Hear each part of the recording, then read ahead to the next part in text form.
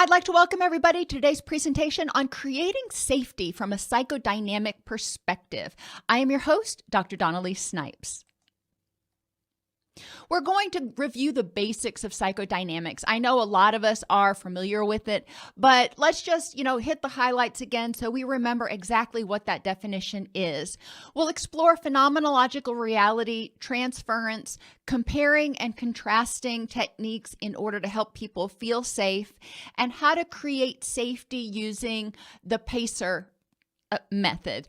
Remember, PACER stands for physical, affective, cognitive, environmental, and relational, and using mindfulness of the present. Basic assumptions of psychodynamics. Now, if you remember back to Psychology 101, psychodynamics really started back with Freud and Jung, but there was a lot of implementation of their philosophies, if you will, all the way up through Bowlby. And a lot of us still adhere or believe in a lot of the principles. So what are those principles? There are three basic things that we want to reflect upon if we are using a psychodynamic lens. One, behavior and feelings are significantly impacted by unconscious and subconscious motives. Now, that kind of goes back to Freud and his id, ego, and superego, but we really want to focus on the fact that our behaviors, our feelings, our reactions are significantly impacted by things that are happening in our subconscious and sometimes our unconscious. Our behavior and feelings as adults are rooted in our childhood experiences, including our attachment experiences. A lot of times when we learn things, when we have an experience, especially an intense experience, whether it's intensely positive or intensely negative, we form a schema about that experience and we file it away in our memory banks. And a lot of times we don't go back and check in on that schema in the future. So we may be using outdated information. A lot of our childhood experiences, because we didn't have a lot of prior experiences, and because as children we were vulnerable, and because the brain wasn't fully developed, so it was more sensitive to stress in the environment, a lot of our experiences as children were more impactful, if you will, because children think dichotomously. It's either all good or all bad. They have a really hard time conceptualizing that there might be some gray area. When a child is abused by a parent, and this is the scenario or example I give a lot to try to highlight this, children have a hard time separating, my parent loves me and my parent hits me. So if my parent hits me, that must mean my parent doesn't love me or I'm not worthy of love. They can't conceptualize, well, maybe there's another reason, my parent has really bad anger management skills or poor parenting skills. A child doesn't know that. A child thinks dichotomously, and they form schema that tend to be dichotomous. Things are all good or all bad. If they are, well, we'll talk about dogs in a second. And all behavior, and I love this part, all behavior has a cause and a function. And when I work with clients, I do tend to embrace a lot of psychodynamics in my approach, because I believe that the majority of actions and reactions that we identify as problematic behaviors or symptoms are often antiquated schema based on prior learning experiences that are currently serving a protective function. I see a lot of that. And when people start understanding why they're doing something, what the benefit is, then they can start finding other ways to achieve that same end, or they can adjust their schema appropriately. So let's talk about some examples. Fear of dogs. Now, a lot of people have fear of dogs. And think about a child who is maybe 3 or 4, and a dog comes running up to the fence, barking and charging and snarling. There are those occasional psycho dogs out there. I have a dog right now who his bark is so much worse than, thank God he doesn't bite. But I mean, he sounds vicious, but he actually like backs up from people when he barks, which is pretty funny. But if somebody experiences Boo Boo, who happens to be an 85-pound boxer, that can feel threatening to them if they don't have a history with dogs, or even if they do have a history of dogs, it can feel really freaking threatening because he's so big. But for a child that experiences that, they may not have other dog experiences, so they may start thinking, well, all dogs are dangerous. All dogs are going to try to eat me. That all or nothing, that dichotomous thinking. Dogs are either safe or they're not.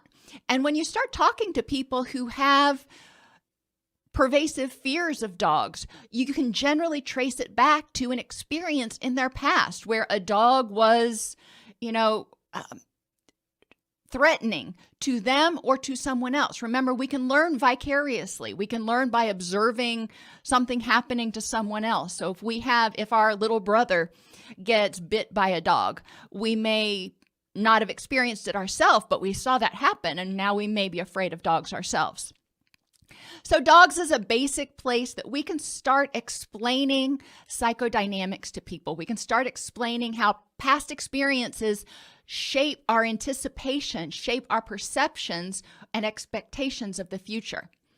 Distrust of counselors is another one. A lot of people come into counseling involuntarily or maybe voluntarily, but they're really not too sure. My grandmother, she wouldn't go to a counselor. Now, granted, she was raised in a time where they were told that it's not okay to air your dirty laundry in front of other people. And if you need to go to a counselor, that means that you're crazy, quote unquote.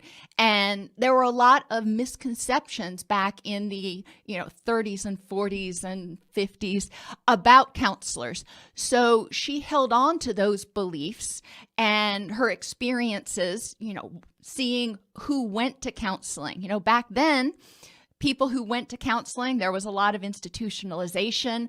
So people were afraid to go to counselors because, way back when, if you went to counseling, you might be deemed crazy and put in a locked facility. So there was a lot of fear surrounding counselors. And she never checked that, or didn't check that until, I became a therapist, and she started seeing that, oh, okay, maybe therapists aren't that scary or threatening. Other people have been involved in the system before, and the system being law enforcement, child protective services, what have you, and counselors are a representation of that system to them, so they may not be as trusting or as forthcoming with clinicians because they see them as part of a system that has taken their control in the past. And all of this, or a lot of this, goes into creating a trauma-informed environment, recognizing the traumas of the past that are influencing the perceptions of the present and the future. Clinginess and enmeshment in adult relationships. Well, if we think that a lot of our current reactions and emotions are based on prior experiences, especially attachment experiences, and Bowlby wrote extensively on this, then we can see that our current interactions in relationships may be to avoid that abandonment, may be to get that reinforcement or recognition, and trying to find unconditional positive regard, which is so elusive to so many people. What we may see is a wounded child who never got that validation, who never got that acceptance, who is still trying to get that acceptance, trying to get somebody to tell them that they're okay and they're worthwhile. We get angry when people don't like us. And a lot of us struggle with this to greater or lesser degrees. And when you think back, rejection as a child is hugely devastating because we can't take care of ourselves. If we're rejected by our caregivers, that's a huge thing. So if we're rejected in the future, it triggers some of that feeling of loss of control, powerlessness, unworthiness. when we, as we grow up, think about high school. How big of a deal it was when you were in high school if you felt like you were rejected or people didn't like you, if you weren't accepted into the proper clique or environment. There was a lot of emotion that went behind that. So a lot of times we carry that into our adult life when we get frustrated, when people who may not have any impact in our life at all disagree with us, don't like us, and we get upset. We need to examine, what is this triggering? What is this reminding me of? Is this person consequential in my life at all at this point? When you were in high school, it may have felt like that person was hugely consequential. Now we can look at this person on Facebook or Instagram or wherever, or Twitter, and think to ourselves, you know what? That person really, I don't know them. They're not even in my social circle. That goes with becoming more mindful and starting to check those assumptions that are based on those prior experiences. Other situations, anxiety at night, if somebody experienced a trauma at night, anxiety during thunderstorms, if you were, even in the recent past, if you had experienced one of those tornadoes that went through, then when we have thunderstorms now, there may be a certain amount of anxiety. The older you are when something happens, the more memories, the more information, the more data, and the more cognitively flexible, theoretically, you are to deal with things. So things that happened when you were a child and you were thinking dichotomously and very personally probably are going to be more threat-provoking, anxiety-provoking than necessarily things that may have happened last year. But we do need to remember that every experience we have shapes how we anticipate the future. And so becoming mindful of how we are experiencing things in the moment is important to helping us prepare for how we're going to experience the things in the future. We just had that tornado, I guess it's been about 2 months now, that came through Middle Tennessee, and it was terrifying. I had never been through a tornado before, and I've been through hurricanes, and this was nothing like a hurricane. It was terrifying. I am older, and I could reflect on that moment and during that moment that, okay, this really sucks right now, but this is an isolated incident, and I could use a lot of cognitive behavioral tools that we're going to talk about later to address it. A 5-year-old doesn't have those tools. A 5-year-old is probably going to have a lot more difficulty dealing with the next thunderstorm than a 50-year-old. One of the things that you can do in individuals and groups when you are trying to teach this concept is have people identify current behaviors that are unhelpful or bothersome and explore the cause of those behaviors and the function. So when somebody gets anxious, maybe they stress eat. Where did that come from? What's causing that anxiety? What's causing that emotional reaction? And what is the function of that emotional reaction?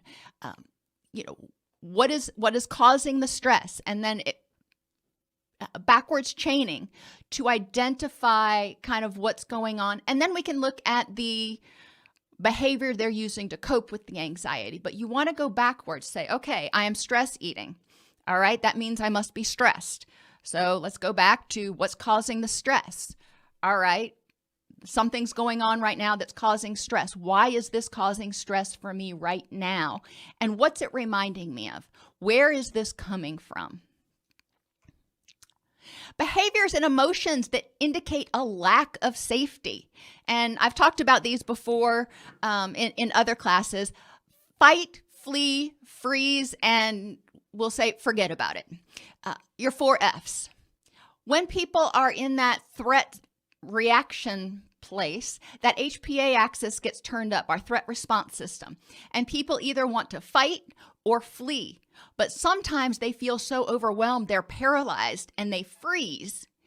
Other times they are just so worn down and so exhausted and feel so helpless that they just throw their hands up in the air and they say, forget about it.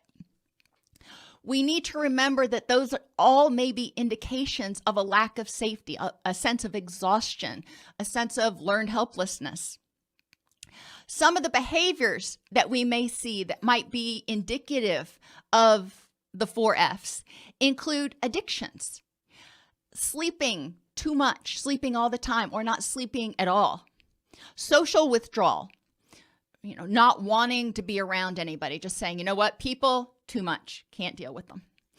Giving up easily when hardships come their way, when they meet any sort of resistance at all, just kind of throwing in the towel and going, screw it, that's not going to work. Self-sabotage. And we do see this sometimes in people who are, if you'll forgive the phrase, afraid of success. They're afraid if they succeed, then they have further to fall if they fail, or if they succeed, that people are going to expect more out of them and they're not sure if they can do it. If they succeed in being clean and sober for 30 days, then people may expect them to be clean and sober henceforth and forevermore. And that they start thinking about that and they get overwhelmed. So then they sabotage themselves. When they are thinking in the short term, just the 30 days, then they may not be overwhelmed. So we want to help them see how things that they've done to self-sabotage, they knew better. They can look back and they go, I know that wasn't the right choice. I had a client that I worked with for many years, and every time he would relapse, it would be because he got into a relationship. And his relationships were wildly dysfunctional. He knew that was the main trigger for his relapse. And when he would engage in those behaviors, then, he would know somewhere in the back of his mind that he was self-sabotaging. When people who are in recovery and in 12-step programs are feeling triggered, they are feeling urges, they're feeling cravings, and they don't reach out to their sponsor or they don't go to a meeting, then we might look at that as self-sabotage and say, why did you choose that option? In what way did you feel that continuing to go to meetings was more threatening than relapsing? Poor sleep, hypervigilance in the environment, constantly being alert for threats in the environment to our person is one, but also being hypervigilant in relationships. If your significant other comes home and sits down and just huffs or rolls their eyes or, gives you a funny look, being aware of all those micro expressions that may not even be directed towards you. Maybe they grimaced because they had a pain in their belly, but you took it personally. Being hypervigilant like that is a very normal reaction when you've been in dysfunctional relationships before, when you've been abandoned before. Worrying makes sense. This is more one of those freeze behaviors where people just sit and ruminate on worry or anger or resentment because they don't feel like they have the power to change anything. But they also are afraid to not worry about it, because if they don't worry about it, they're afraid that they're going to be caught off guard. So they feel like they've constantly got to keep the negative at the fore. Creating chaos is an interesting behavior that I've seen in a lot of clients over the years. And this is especially observable in a residential setting, but you can see it in other situations as well. When a client starts to feel vulnerable, sometimes they will create chaos, throw focus on other things, divert your attention from whatever you're getting too close to, whatever's feeling vulnerable. They'll divert your attention over here so they don't have to deal with that because they don't feel safe going here right now. And that's okay. When people start trying to divert my attention from something, I try to turn the attention back to it and go, okay, clearly something is making you uncomfortable about looking at this issue, or you're at a point where you're feeling vulnerable. How can we help you feel safe? I'm not going to push them past their feeling of safety, but I want them to recognize that when they feel unsafe, distracting is a way of avoiding that situation. So how can we make them feel safe enough to deal with whatever that issue is? And non-suicidal self-injury. We see this a lot, unfortunately, with clients with borderline personality tendencies, but also in other people. When they start to feel overwhelmed, when they start to fear abandonment, sometimes they will engage in these non-suicidal self-injurious behaviors in order to get attention, to get us to be there to comfort them so they know that they won't be abandoned. And a lot of times it just comes back to something as simple as that. But the NSSI, non-suicidal self-injury, means something. Sometimes they do it in order to feel like they have a sense of control, because what is going on in their head is so wildly out of control, so wildly overwhelming, that they want to have something in their life that they can control, and they can control how much physical pain they feel. Not that I'm advocating for that, but when we look at the function the behavior is serving, we start to understand more why the person may be doing something. But we've got to remember, the behaviors are often a way of coping with the feelings. So then we need to go deeper, and that's where the psychodynamics come in. We need to go deeper and identify what is triggering those feelings. What is triggering that anxiety, that anger, that feeling of threat? For helping people identify what they do when they feel unsafe, have them identify, and you can do this on a whiteboard. There are a lot of different ways you can do it. Or you can, over time, create cards that have common symptoms of depression, anxiety, addiction, borderline personality, what have you. Put them in a hat or a box and have people draw a card. When they get the card with that symptom or behavior on it, then they need to explain how that behavior indicates a perception of threat and serves a survival function.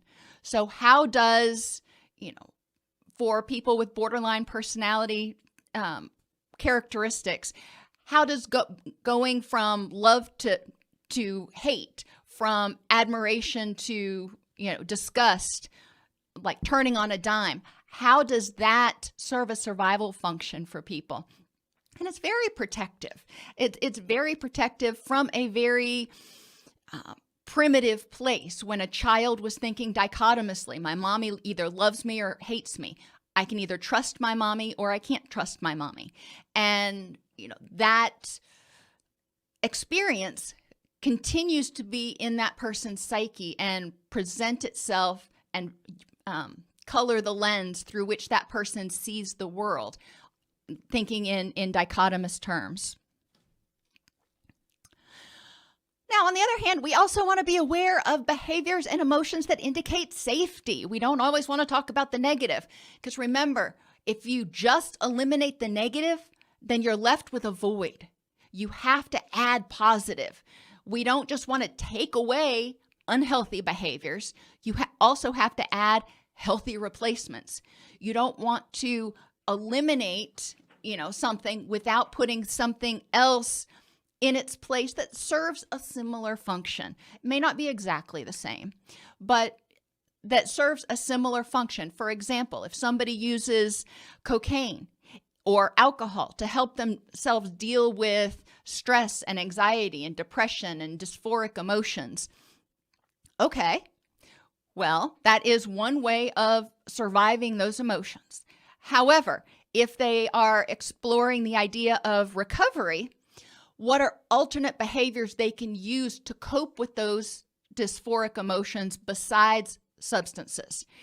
And start exploring it from that perspective.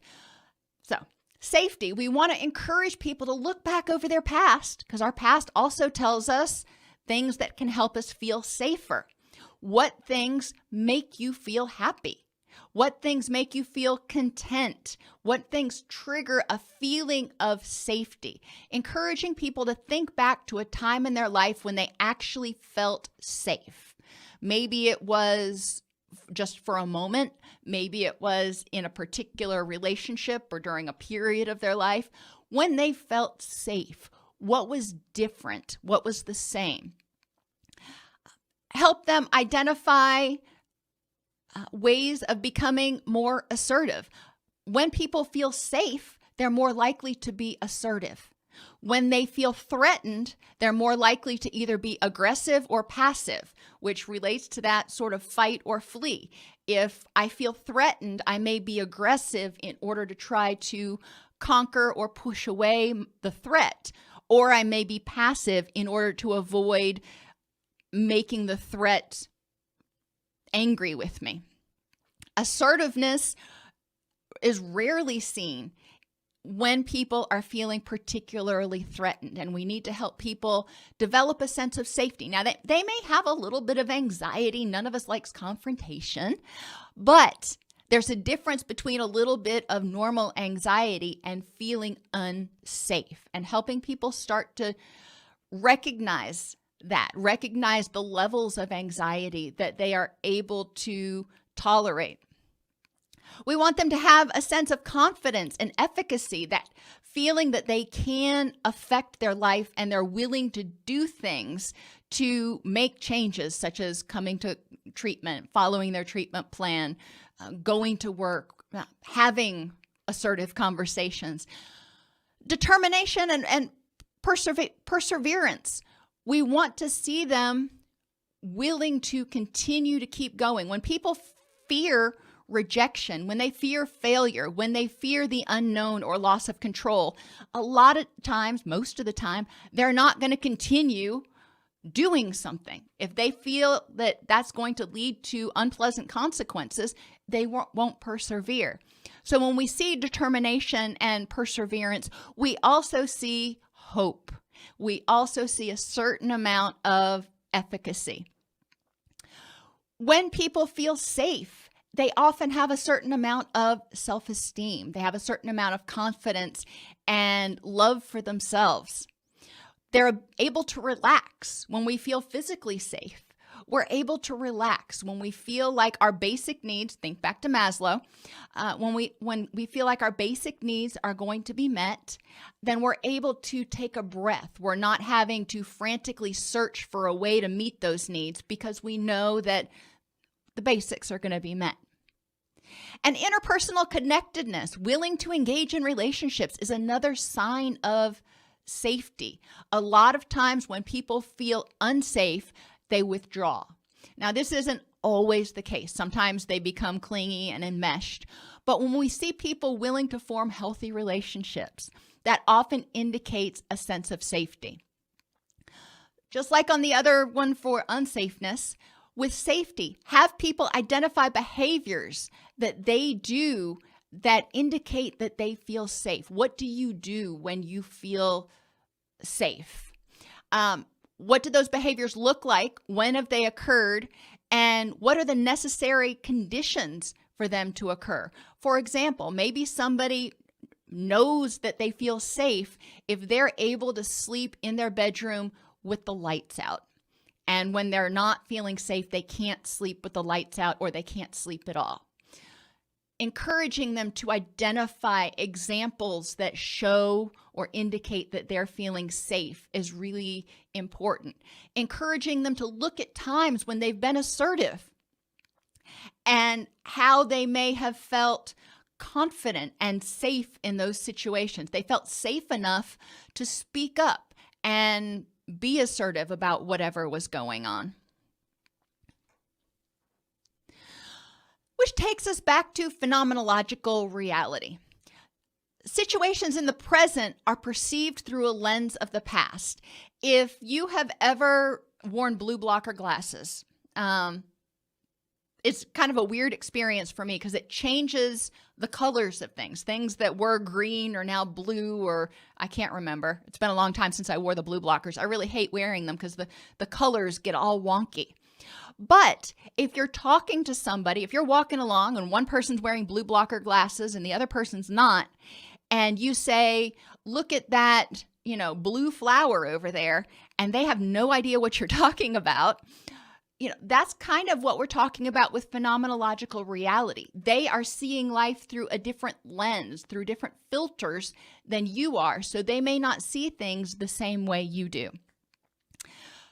Situations in the past, such as personal and vicarious experiences.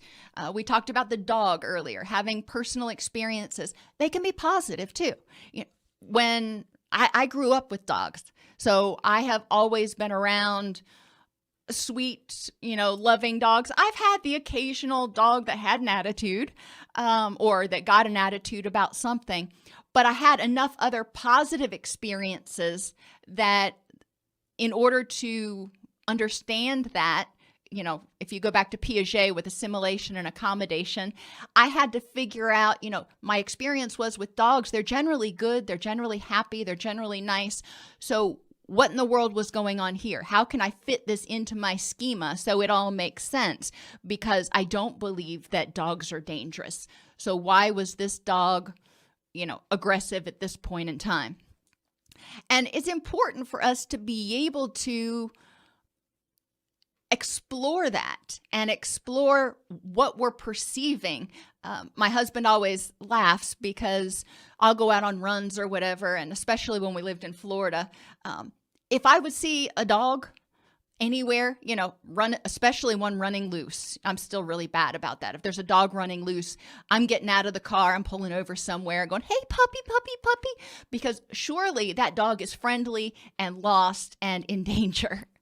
And it's taken me a while to recognize that that is not always true. My lens was that all dogs are friendly, and I had to adjust my lens over time. And that's what we're going to ask people to do. Now, mine was positive, and I needed to moderate that a little bit, but some people have negative experiences that they need to moderate.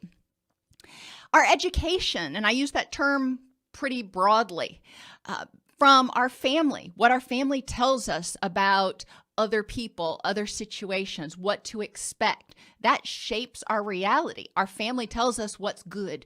Our family tells us what's bad. The media, and I use that really broadly, not just television, but also movies, books, anything that gives us information. And school. School affects the way we see things because it presents us with very cherry-picked media that they have decided, the school board's decided is appropriate for us to learn. But then there are volumes of other information out there that they had to leave aside because there's just not enough time and hours in the day. So we only have a certain amount of information, sometimes just enough to be dangerous. And then, as we talked about earlier, developmental conceptualization. If something happens when a child is, early elementary school and younger, they are going to tend to think of it more dichotomously. They have fewer things to compare it against, so it's going to seem extreme to them. They're not going to have interacted with 15 dogs. They're not going to have experienced, 150 thunderstorms or something.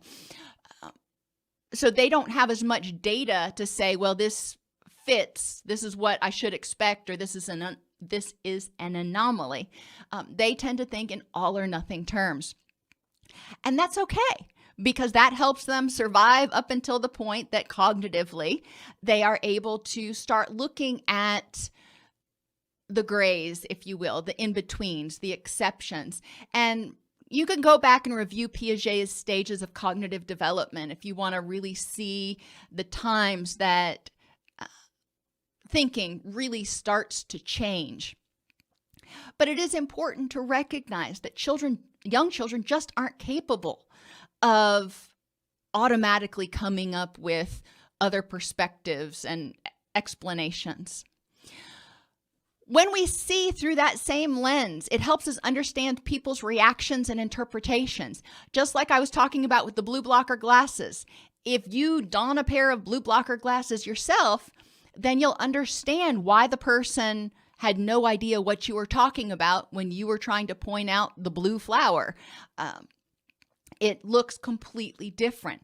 Same thing here. When you go through a client's autobiography with them and you try to understand life based on their experiences, if they grew up in a home that was rejecting, that was violent, that was emotionally and physically neglectful, then you may understand better their reaction to current situations than, if you're taking it from your perspective where, you didn't experience those things. Have people write what I call an anchored autobiography in order to provide a basis to explore current reactions. I have them think back to their very first memory, whatever they can remember. And for some people, that may be 13. For other people, that may be 4. Whatever it is for them. And then every year, they have a different page for every year from that point all the way forward. And if they can't remember ages, then grades are really good. If you have them think about, first grade, do you remember what life was like in first grade? Who was important? Who was involved in your life? Where did you live? What were the most significant experiences that year? Maybe tell me about what happened at Thanksgiving or Christmas or your birthday. And then, go to second grade, then third grade, then fourth grade. Sometimes you'll hit a grade like 8th grade where there's nothing. It's just blocked. And that's okay. Just encourage them to leave that page blank and go to the next page. But this helps them start recognizing in a coordinated fashion the experiences that they've had that have helped create who they are. And I'm not talking about just negative ones. I want positive ones too. I want to know what was the best thing that happened this year and maybe what was the worst thing. So have them discuss their positive and negative experiences in relationships and environments that have impacted their current feelings and behaviors, looking back over their own autobiography. And you can do this in group where people keep their own autobiography. They don't have to share it with anybody. But then ask about positive experiences. Who can share a positive experience in their past with their parents or in a personal relationship? Who can share a positive experience in the past of, doing something that was hard and succeeding? Encourage them to start looking back at those things. You can also explore autobiographies for themes of abandonment, rejection, failure, safety, loss of control, and the opposites.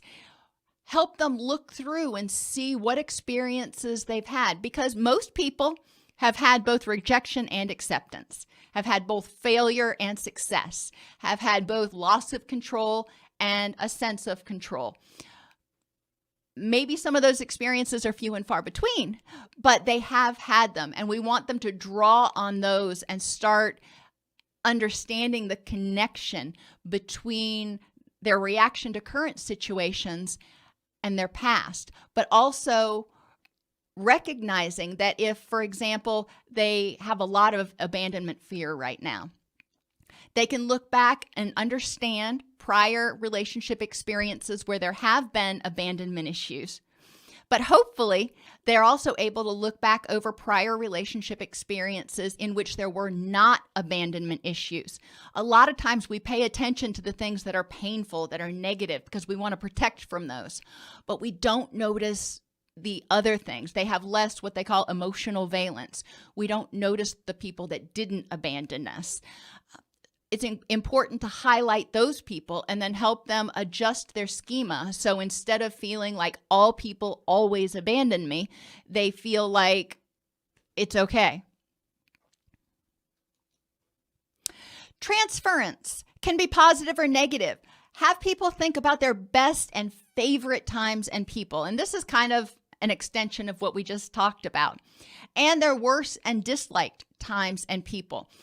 If you remember from The Sound of Music, Raindrops on Roses, she talks about raindrops on roses, whiskers on kittens, bright copper kettles and warm woolen mittens, brown paper packages tied up with string. These are a few of my favorite things.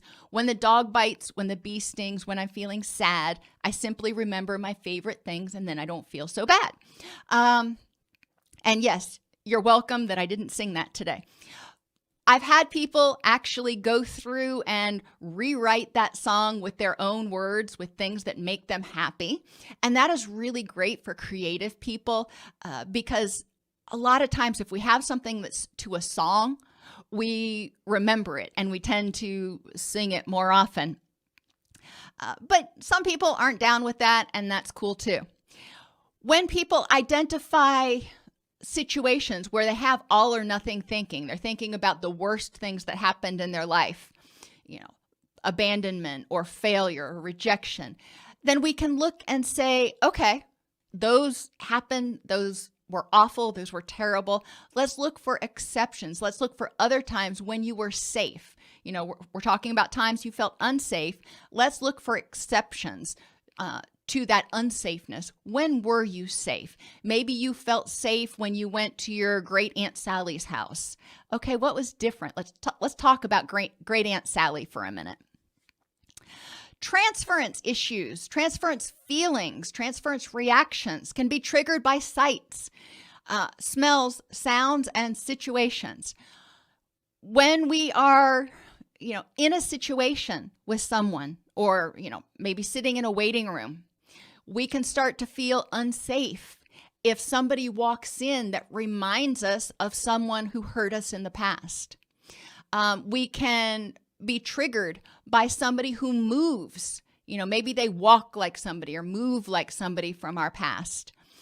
Maybe it's the environment. We've been in a room like this before. We've been in going into an old house or going into a church or a school may trigger feelings from our past. I've worked with a lot of people over the years in prevention programs who have said that, there's no way that I'm really not motivated to participate if you hold it at the school, because even walking into a school brings back tons of awful memories for me. School and me, we didn't work so good together.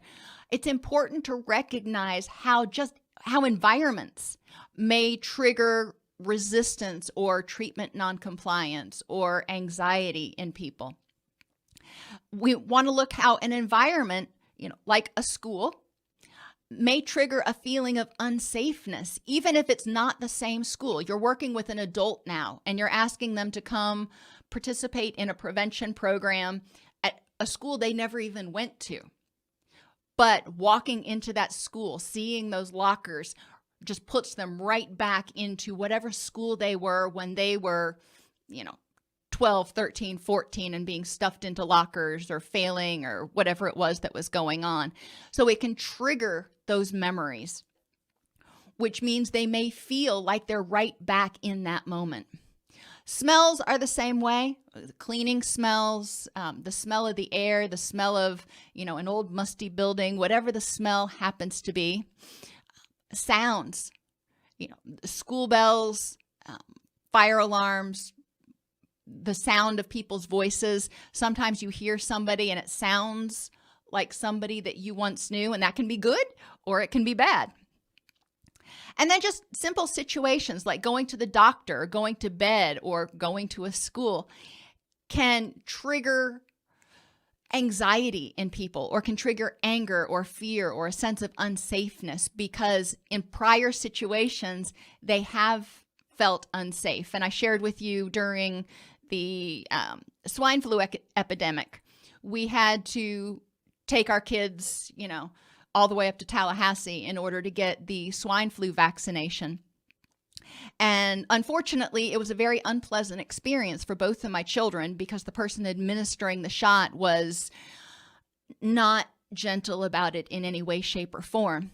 So now whenever they have to go get a shot, their first reaction is one of anxiety, is one of unsafeness because they're afraid of pain again. It's important for them to go through the questions we're getting ready to talk about to recognize that this is not necessarily the same situation, and reflect on the times they've gotten shots that it hasn't been so bad. It's never a walk in the park, but reflect on the times that, it hasn't been a horrible situation to allay their anxiety. Encourage clients to review current situations that trigger dysphoria. And I use that term in general because depending on the patient, it may be anxiety, depression, anger, guilt, grief, resentment. Explore how those situations are shaped by prior learning. Explore how their reactions in the present are shaped by prior learning. When if you have an issue with authority figures, for example, how is that shaped by prior learning? What experiences did you have with authority figures in your past that made you feel unsafe? So now you are apprehensive and passive, or, get really anxious around authority figures now. It's vital for people to be aware of how thoughts, emotions, and reactions from their past experiences can translate into thoughts, emotions, and reactions in the present. You can do flip chart papers around the room if you want to get people up and moving, and put different situations that may trigger anxiety in people on each one of those flip chart stations, and have people identify what sorts of situations in the past might make that situation in the present feel threatening. So thunderstorms, if they've been through a tornado, for example, or a hurricane, then a thunderstorm may feel threatening. Dogs. And it's also important to recognize that it can make people feel the other way too. Thunderstorms. Before the tornado, I used to love thunderstorms because I used to like to watch the lightning in the sky. And I remember, sitting with my grandmother and watching the lightning dance across the sky when we would have, thunderstorms in Florida, which happened like every day. So thunderstorms can elicit positive feelings or negative feelings. Dogs can elicit positive feelings or negative feelings in people. Drinking alcohol. If you came from an alcoholic family or were around somebody who became abusive when they drank alcohol, then obviously that would probably trigger negative associations. So when you see somebody drinking alcohol now, you may expect that things are going to go south. Or if you've had positive experiences with people when they drank alcohol, you may expect the opposite. Raised voices, this is the last one I'll do and then we'll move on, can indicate to people who grew up in violent households that there is a threat, that there is danger. Or to people who grew up in a household like mine where we were just loud. It could indicate frivolity and glee. The louder things got in our house, the more fun people were having most of the time. So raised voices mean something different to me than they mean to other people. And it's important to recognize that each one of these things could mean something positive or could mean something negative, but it's important for each person to recognize what it means for them. Addressing transference. The first thing we want to do is start with mindfulness. Increased mindful awareness. Have people write down, or you can do it on the flip charts, anger, anxiety, and depression. What are your physical, affective, and cognitive signs of anger? And you may need to prompt them a little bit, reminding them that affective means emotional. When you start to get angry, what is your first sign, physical sign that you're starting to get angry? What is your first physical sign that you're starting to get anxious? What is the first physical sign you notice when you're starting to get depressed? And go through each of those so people become more aware of the early warning signs that they are starting to feel a dysphoric emotion, so they can stop and check and say, okay, I feel like I'm starting to get depressed. I wonder what's going on here. Have them start developing mindful awareness slowly. I recently worked with a clinician who had a client that dissociates pretty much all the time. And, I encouraged her to have the client start using hash marks when she would come out of her dissociative episodes to identify how many times that was happening throughout the day and for how long, so we could get a better baseline than just all the time. But it became very apparent that this person was unfortunately dissociating, 15, 16 times a day for, long periods, not just for like a second, for several minutes at a time. And it was important to start developing mindful awareness. For example, she found that one time she was cooking and she was practicing mindful awareness. She was noticing everything that she did. She was talking herself through it, noticing the smells and what she saw. And she started feeling herself getting anxious. Before, she wouldn't notice those early warning signs. She would just be cooking and then all of a sudden dissociate and, come back out of it several minutes later. But what she recognized was she started feeling anxious when she was cooking, and she thought back and worked with the therapist to identify the fact that when she was little, when her mother would be cooking and she would go into the kitchen, she would get in trouble and she would get beaten. So being in the kitchen and smell certain smells that reminded her of her past, like when she was cooking certain dishes, would trigger a dissociative episode. So it was important for her to connect those memories and say, okay, now I understand why I'm dissociating now. Now, what do I do about it? And we're going to get there in a minute. But when we talk about developing mindful awareness slowly, have people identify times, concrete times that they can say, okay, I'm going to practice being mindful while I'm cooking, while I'm eating, while I'm just sitting, while I'm waking up or going to sleep. It can be for like 2 minutes. It doesn't have to be for a long period of time.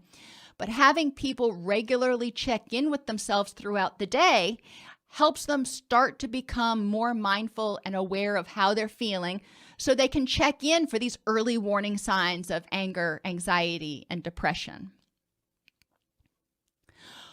Once they notice that they are starting to feel a dysphoric emotion, whatever that is for them, have them identify how the current situation is similar to and different from prior situations like this in the sight, the smell, the sound, and the situation. So looking around, encouraging them to notice what's different. We'll stay with the woman who used to dissociate when she was cooking. The sights that are similar, she's in the kitchen. The smells that are similar, maybe it was what she was cooking. The sounds, one of the things that she had identified was if she would drop pans or make loud noises in the kitchen while her mom was cooking, that would be sure to trigger an episode. So if somebody dropped something, dropped a pan or dropped a fork, the sound that made it would cause her anxiety to start going up. And she would recognize, okay, this is similar to times in my past when I was little and I would get beaten. However, what's different in this situation? I'm in my own house. I am safe now. I'm an adult. There's nobody that's going to beat me. And encouraging her to notice what was similar and triggering it, but also what was different. How are you the same as you were then?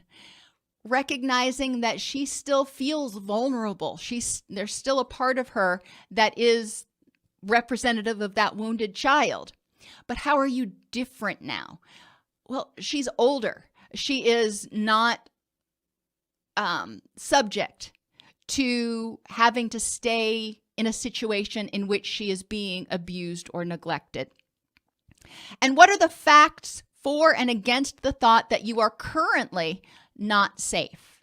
So if she starts feeling anxious when she's cooking, checking the facts for and against the thought that she is currently not safe, looking around, reminding herself, in this particular situation that she is safe, and scanning for anything that would indicate that she's not. And generally she wouldn't find anything. So all of those things were helpful. Physical safety at home, work, car and in treatment. And for this one, I do like when I'm doing it in groups to have the stations around the room. Have people identify how they can moderate triggers for physical tension. You know, when you have your muscles all tightened up and your jaw all tight, what can you do to moderate those triggers so you feel physically safe? Mindful awareness is one of them, just noticing when you're clenching your muscles. Deep breathing to help trigger that rest and digest response. Those are two things that people can do. What can you do to help yourself feel more relaxed? And sometimes these overlap, what you can do to moderate the triggers for tension, but sometimes they'll come up with new things. Sights, what can you do so you can see, so you feel more relaxed? At night, I feel more relaxed when I can pull the blinds down. I hate being in a house, even in the middle of nowhere on the farm, and having the blinds, the windows wide open in the middle of the night when I see my own reflection, but I can't see what's outside the window. Freaks me out. So I know for me to feel more relaxed, for me to feel safer, it's important for me to pull the blinds. People who, what do you want to see? Who do you want to see in your environment that can help you feel more relaxed?